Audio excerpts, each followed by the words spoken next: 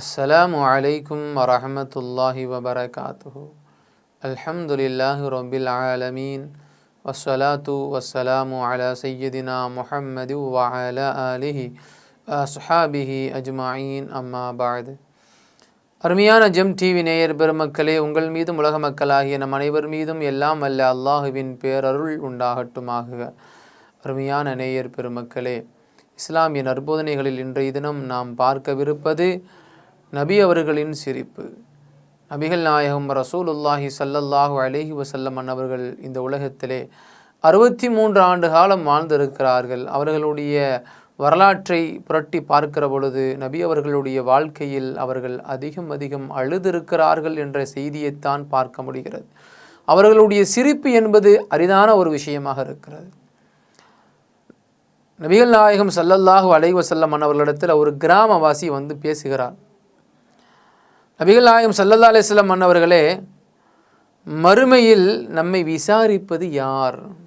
உலகில் வாழ்கிற பொழுது நன்மைகள் செய்தாயா, தீமைகள் செய்தாயா, நான் கொடுத்திருந்த உன் வாழ்க்கையை நீ எப்படி கழித்து வந்தாய் என்று நம்மிடத்திலே விசாரிப்பது யார் என்று கேட்கிற பொழுது நபி அவர்கள் பதில் சொன்னார்கள், அல்லாஹுதான் விசாரிப்பான் என்று சொன்ன உடனே அந்த மனிதர் மறுபடியும் கேட்கிறார், அல்லாஹுவே தான் விசாரிப்பானா?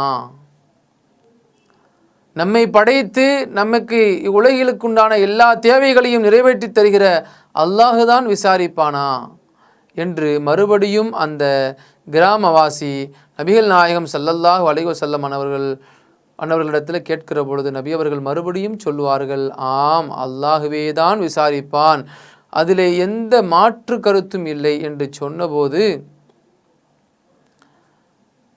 நபிகள் நாயகம் ஸல்லல்லாஹு அலைஹி வஸல்லம் அவர்கள் சொன்ன வார்த்தையை கேட்டுட்டு அந்த கிராமவாசி சிரிச்சிட்டார். மறுபடியும் கேட்கிறார், யா ரசூலல்லாஹ், அல்லாஹுவே தான் மறுமையில் விசாரிப்பான் என்கிற செய்தி உறுதியான உடனே எனக்கு மகிழ்ச்சியான விட்டன. ஏனென்று சொன்னால், அல்லாஹுவே விசாரிக்கிற பொழுது அந்த அல்லாஹ் கருணையாளர்களுக்கெல்லாம் கருணையாளனாக இருக்கிறான், பாவங்களை மன்னிக்கக்கூடியவனாக இருக்கிறான். அப்படி இருக்கிற பொழுது அந்த அல்லாஹ் தன்னுடைய அடியார்கள் செய்த பாவங்களை மன்னிக்காமலா இருந்து விடுவான். ஆகையினால நான் சிரிச்சிட்டேன் அப்படின்னு சொன்ன பொழுது பின்பு நபிகள் நாயகம் ஸல்லல்லாஹு அலைஹி வஸல்லம் அவர்களும் சிரித்து விட்டார்கள்.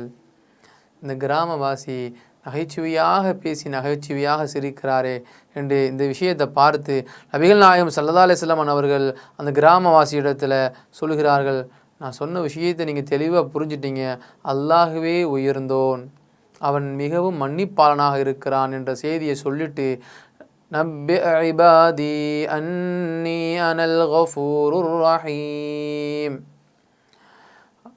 தன்னுடைய அடியார்களுக்கு நபிகள் நாயகம் ரசூலுல்லாஹி ஸல்லல்லாஹு அலைஹி வஸல்லம் அவர்களை பார்த்து அல்லாஹ் கூறுகிறான், என்னுடைய அடியார்களுக்கு இப்போ எடுத்து சொல்லுங்க, என்னுடைய அடியார்களுக்கு இந்த செய்தியை நீங்கள் பரப்பி விடுங்கள்.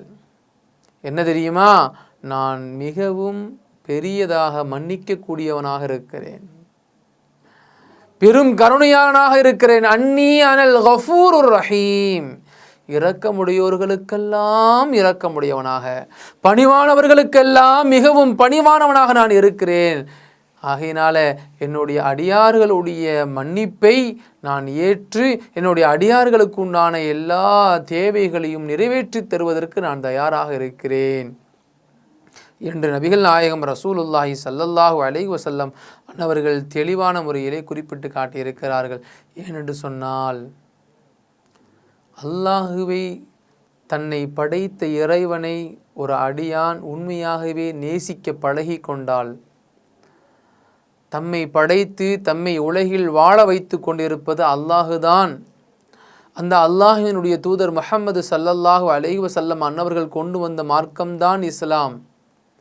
இந்த மார்க்கத்தில் தான் நாம் இருந்து கொண்டு இருக்கிறோம்.